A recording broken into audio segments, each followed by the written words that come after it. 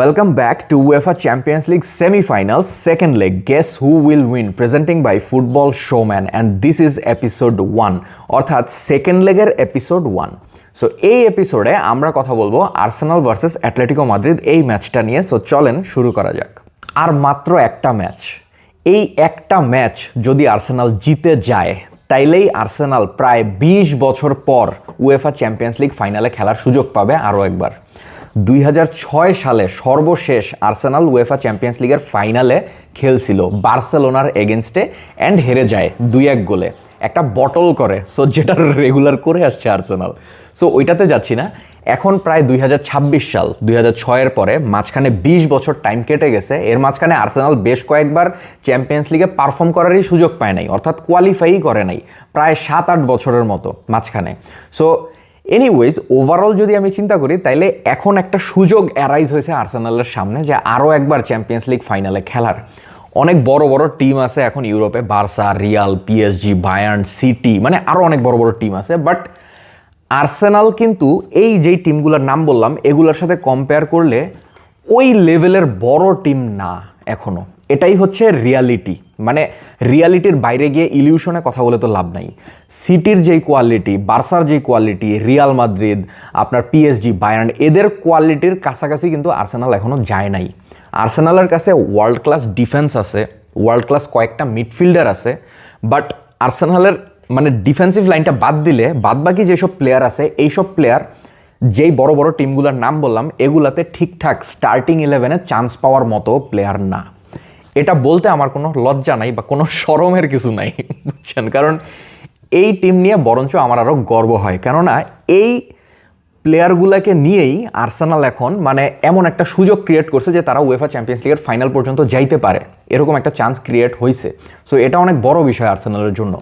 2006 সালে যখন বার্সেলোনার এগেনস্টে আর্সেনাল খেলে তখন কি হয়েছিল জানেন? মানে হার্ট ব্রেকিং মোমেন্ট আসলে আর্সেনাল ফ্যানদের জন্য।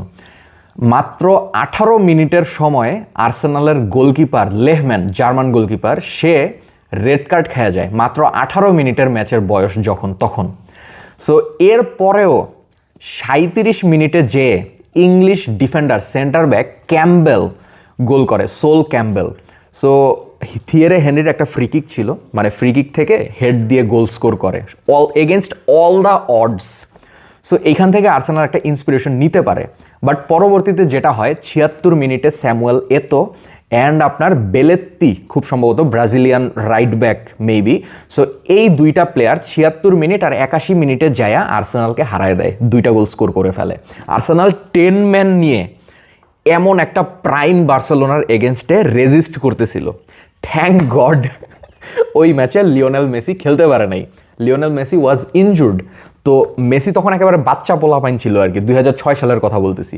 সো এতটাই ইনজুর্ড ছিল মেসি যে সাবস্টিটিউট বেঞ্চেও সে ছিল না। অ্যান্ড সেস ফ্যাব্রিগাস যে পরবর্তীতে বার্সেলোনায় জয়েন করে তখন সে আর্সেনালের হয়ে খেলতেছিল।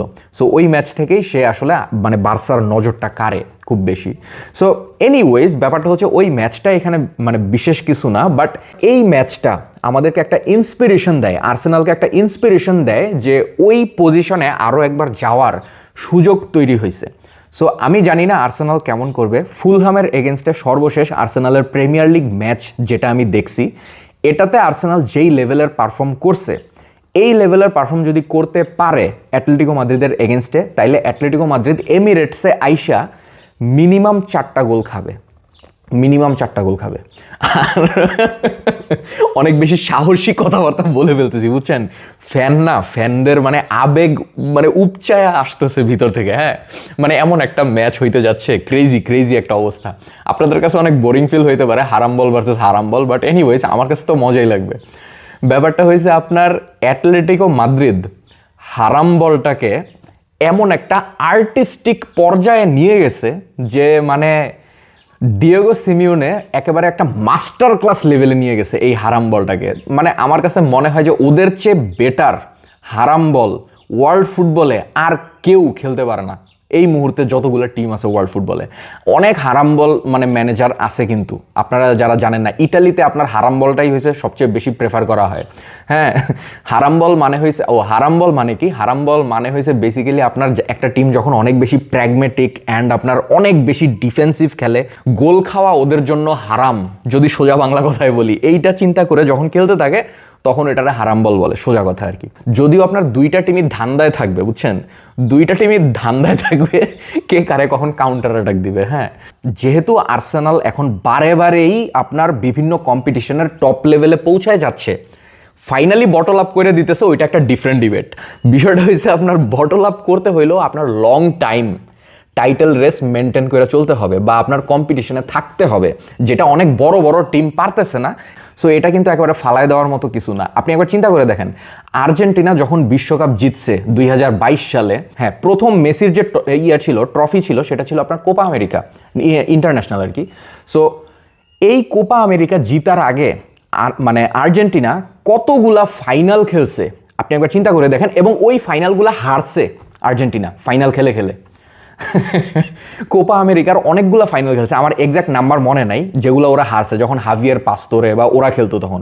সো ওইগুলা হারছে। বিশ্বকাপের ফাইনাল খেলছে, জার্মানির এগেনস্টে হারছে, এবং কে জানতো আর্জেন্টিনা আবার 2022 সালে এসে ফাইনাল খেলবে। So it was like heavenly thing for them. So Arsenal কিন্তু ওই জায়গাটা মেনটেন করতেছে। ওরা কিন্তু এমন না যে একবার একেবারে টপ পারফরমেন্স দেখাচ্ছে আবার একেবারে নিচে পড়ে যাচ্ছে, এরকম না। মানে গ্রাফটা এরকম না, গ্রাফটা হচ্ছে শিথিল। হ্যাঁ, ওরা উপরে উঠতেছে এবং ইমপ্রুভ করতেছে ডেইলি। সো এই জিনিসটা অনেক ইম্পর্ট্যান্ট যে কোনো একটা ক্লাবের জন্য, টপ লেভেলে বারবার টিকে থাকা, এটা হচ্ছে সবচেয়ে ইম্পর্ট্যান্ট। সো এনিওয়েজ, আপনি অন্য অন্য টিমের দিকে খেয়াল করে দেখেন না, এই যে চেলসি, আপনার এই যে ম্যানচেস্টার ইউনাইটেডের রিসেন্টলি রাইজ হচ্ছে, বাট অনেকদিন তারা স্ট্রাগল করছে। আর্সেনাল যদি ওই ফুলহামের এগেনস্টে যেই পারফরমেন্স করতে পারছে, ওইটা যদি করতে পারে, তাইলে ইয়েস, অবভিয়াসলি আর্সেনালের জিতার পসিবিলিটি অনেক বেশি।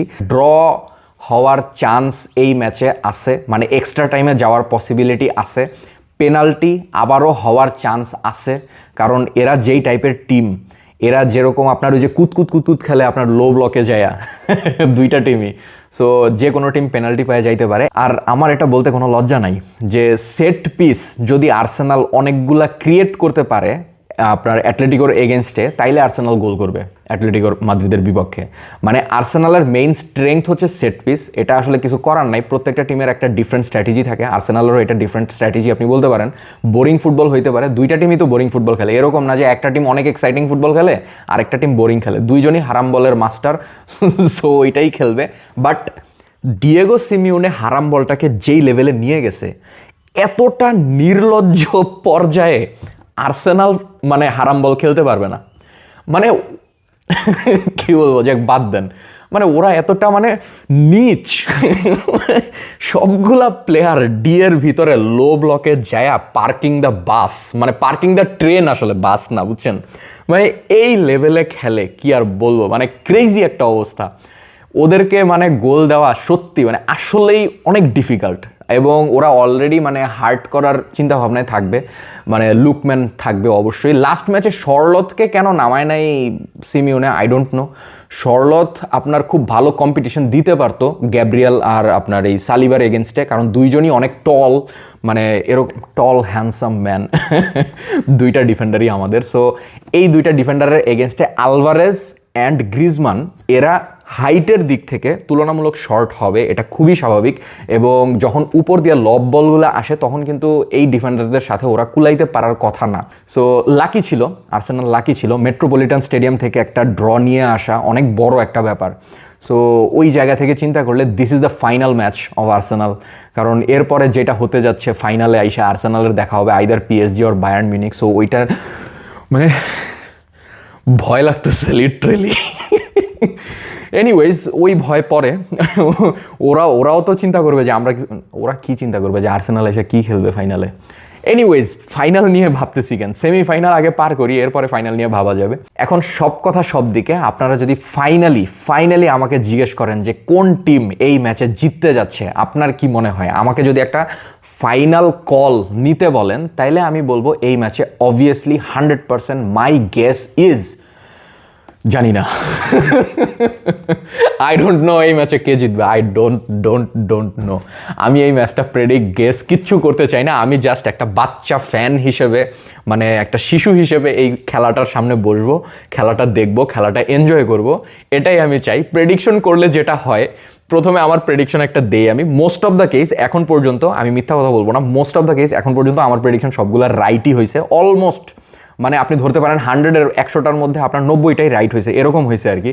সো এই জন্য মানুষের এক্সপেকটেশন আমার উপর অনেক বাইরে গেছে যে আমি যেটা প্রেডিক্ট করবো ওইটাই হবে, এই টাইপের ব্যাপার আর কি।